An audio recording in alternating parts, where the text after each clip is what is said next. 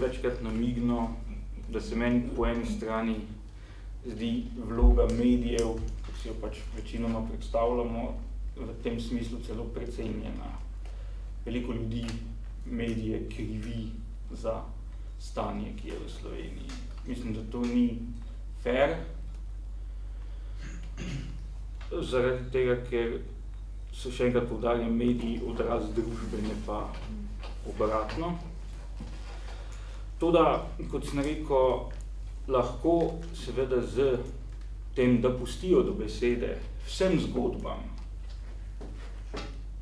tako kot se trudimo v časniku, včasih z večjim, včasih manjšim uspehom, in z uporabo enakih kriterijev za presojo vseh dejanj, mogoče tudi s tem, da namesto oseb dosledno presojajo oziroma govorijo o dejanjih, ker mislim, da je to tudi en problem. Tako kot je zdaj v Sloveniji žal tako, da ti prebereš, kdo je avtor kolumne in veš približno, kaj bo napisal Vlado Miheljak, kaj pa Matija Gabrovšek ali pa Bernard Nežmah, in pa že ne rabiš brati članka, tem uživa samo v retoričnih prijemih, vsebino pa veš že, prebereš naslov, prebereš avtorja.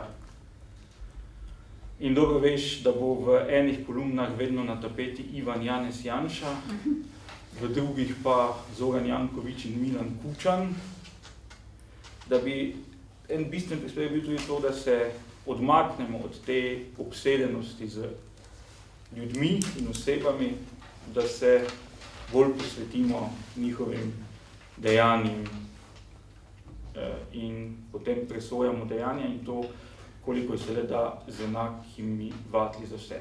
Je pa še en drug problem, ki ga opažamo tudi pri časniku.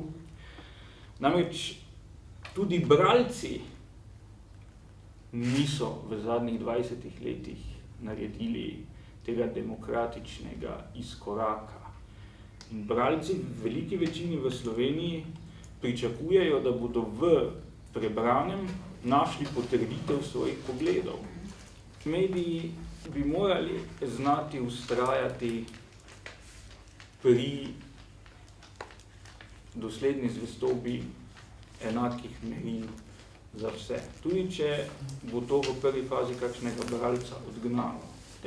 Čeprav je problem vseh takih prevzgoj je, da je to tako dolgotrajen proces, da se ga človek sploh ne loti, ker se mu zdi, da nikoli ne bo videl rezultata. Ne.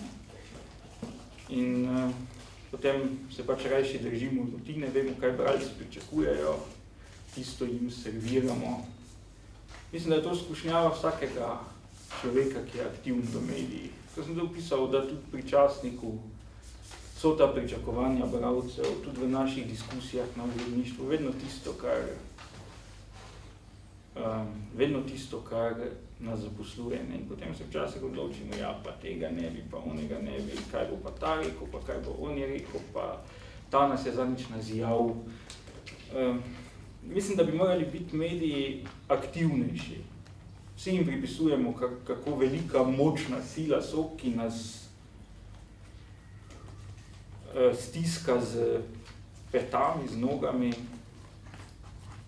ampak v bistvu se mi zdi, da pa so bralci tisti, ki diktirajo v veliki meri medije. Bi morali biti mediji aktivnejši, kar pa je težko zdaj, ko si odvisen od branosti, od števila prodanih izvodov in ne. Dejansko se težko odločiti za tako